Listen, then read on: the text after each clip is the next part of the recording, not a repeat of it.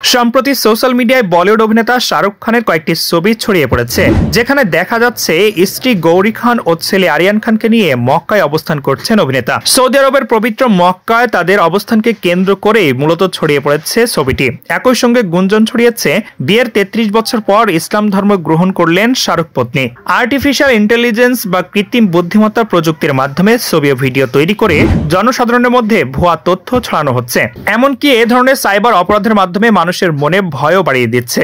এর আগে বলিউড তারকা আলিয়া ভাট, ক্যাটরিনা কাইফ, আমির খান, রাশমিকা মান্দানাকে নিয়েও এমন ষড়যন্ত্র করা হয়েছে। এদিকে গৌরীকে ক্যারিয়ারের শুরুতেই বিয়ে করেছেন অভিনেতা শাহরুখ খান। পরিবারের সিদ্ধান্তের বিপরীতে গিয়েই তারকার গলায় মালা দিয়েছিলেন গৌরী। ইন্ডাস্ট্রিতে যেখানে সম্পর্কের ভাঙা গড়া চলতে থাকে, সেখানে এখনো অটুট তাদের সংসার। 2005 সালে কফ উইথ করণ শোয়ে সম্পর্কের ভারসাম্য নিয়ে খোলামেলা কথা বলেছিলেন তারকা পত্নী।